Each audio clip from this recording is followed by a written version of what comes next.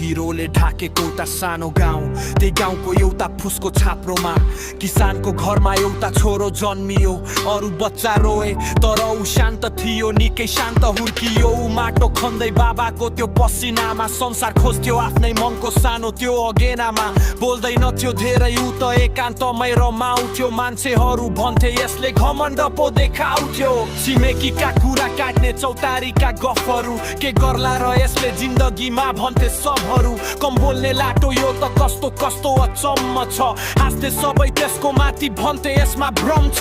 मनभित्र चोट थियो, आँखा माथि आँसु थिए। बाबामाका सपना सम्झिँदा ओठहरू मन रहे। जवाफ दिनु थिएन उसलाई बेकारका ती गफहरूमा। उसले त भविष्य कोर्दै थियो रातका ती ग्रहहरूमा। म रोकिने छैन, म झुक्ने त झन् छैन।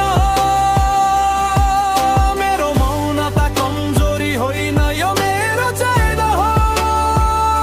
सपना यो आँखामा गयो छातीमा।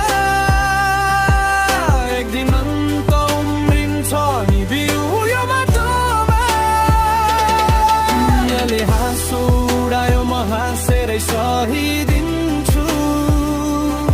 बोलेर होइन अब गरेरै देखाइदिन्छु। दिन ढल्यो रात पर्यो टुकीको त्यो बत्तीमा। किताबका पाना पल्टिए जाडो त्यो रातिमा। निन्द्रालाई त्यागेर भोकलाई भुलेर हिँड्यो ऊ आफ्नो बाटो बाधाहरू पन्छाएर। पसिना बग्यो थेला परे ती हातमा। सफलता फल्दैन सित्तैमा बजारमा। अनुशासन त्याग अनि कडा त्यो मेहनत कसैलाई थाहा भएन के थियो उसको नियत। गाउँलेहरू सुत्थे ऊ त जागा बस्थ्यो रातभरि। आफ्नै भाग्य कोर्दै थियो केही बन्ने आश गरी। र समय बदलियो मेहनतको त्यो फल पाक्ने दिन।